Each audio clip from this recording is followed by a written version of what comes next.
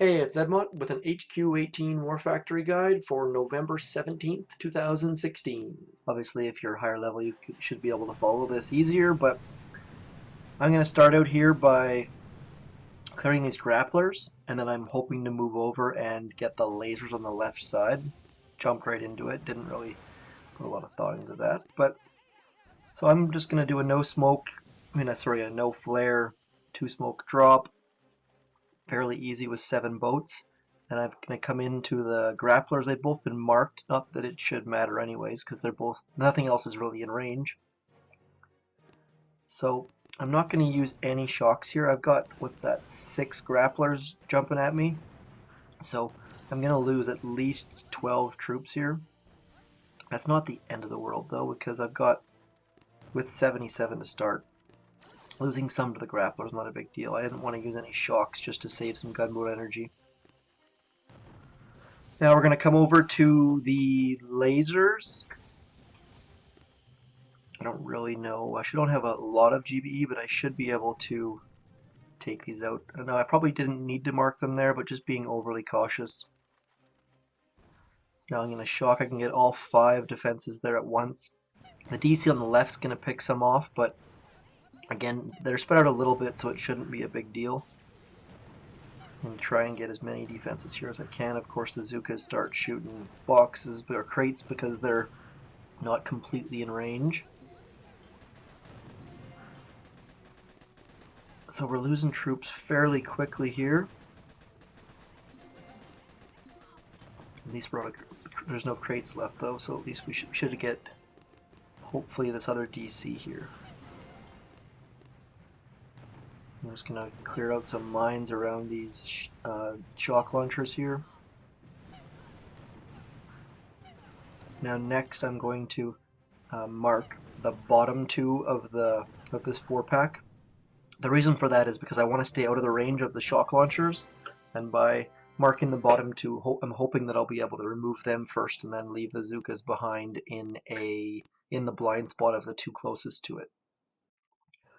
So we got 4 attacks left. Let's carry on. Now my next plan is I'm going to try and do a 1 smoke drop on the left here and go back to the rocket launchers. I'm going to try and save a couple smokes by going directly to them and just try and keep smoking just ahead so that I know where thereabouts they're going to go. Typically I would flare in a corner.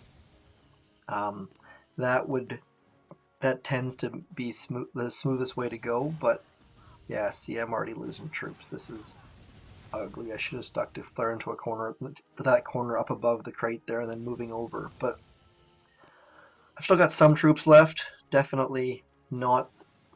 Yeah, I mean, I got tons of GBE left. I should have used at least 1 or 2 more smokes. That would have been fine. But I'm going to get out of the way of the shock launcher.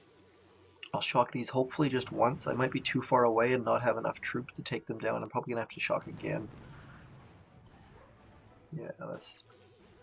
Obviously, this attack is not going terribly well. I was hoping to have some more troops to move around a bit more, but we've got the primary defenses out of the way, so now I can just chip away at these grapplers. This is a new layout. I don't recall seeing this one before. It was only shield generators on the one side, which is pretty nice. I don't know, there's no reason to go to the right side at all that I could see. There was just lasers and junk back there, so if you see a reason to go right, please let me know in the comments, but I have yet to see anything on the right hand side that looks useful. I'm going to be clearing this left side, so I'm going to try and get rid of as many mines here as I can. Again, I don't have critters, so I've got to resort to using barrages and artilleries to clear mines. Let's move. Try and keep some of these troops alive and get a few more GBE. Yeah, over to the right, the only reason why I could see to go over there would be to get those 2 grapplers at the right edge of the screen, but besides that, we can just ignore them and or shock them.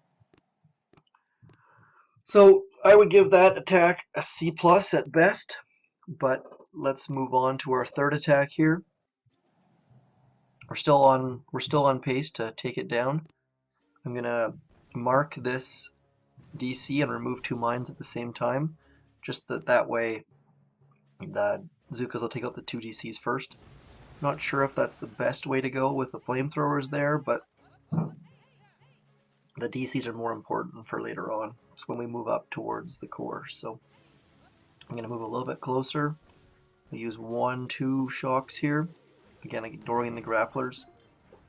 Grapplers aren't a big deal, but they're only taking 2 zookas at a time, so I'm happy to sacrifice those just to save some GBE.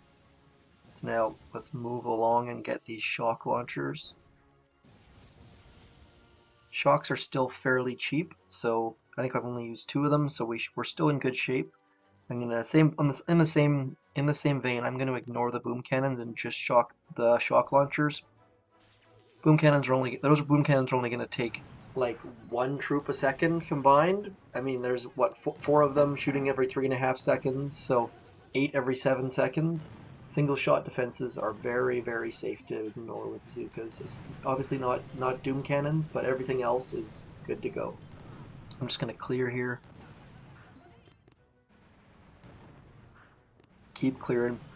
Once this boom cannon's gone, I'm gonna get out of the range of those grapplers, farm some free GBE. Our task force has been talking about switching from a 25-man to a 50-man just so that we can attack Forlorn Hope. We've hit it a couple times, but it's just not worth doing with 25-man at this point. It's just way too hard. With 8 huge bases, it's not feasible for us to take it down. We could probably get more points than MA, or at least more than DC for sure, but with the intel requirements, we're thinking about going to a 50-man. If you have any thoughts on that, please comment. We're still debating it. Managing 50 people is a pain, and especially when, say, 10% of them are attacking last minute. That means you got 5 people attacking last minute instead of 2. So definitely needs more management, more notes, more oversight, but with the new operations, it's pretty appealing to be able to hit some new bases, have barbed wire, just try new things, essentially. I guess we're a little bit grass is greener on the other side at the moment. But back to War Factory, we're clearing. I'm hoping to get these shield generators next so that we can focus on core on our next attack. There's nothing really in range, so we should be able to get the 2 of them, I would hope. The zookas will, if they were smart, would attack the shield generator next, but they of course aren't, so they should clear some boxes first as the ladies around them die. I'm going to save my shock for when I can try and get that grappler. So now we're going to flare inside, shock the 4 defenses in range.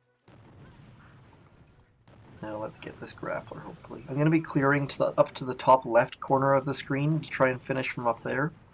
I don't know if it's going to be in the blind spot of the top grappler, but if we can remove this one, it should make the core hit a little bit easier. So we got it as our last zooka died. That was perfect timing. So now we've got a huge blind spot, and we've got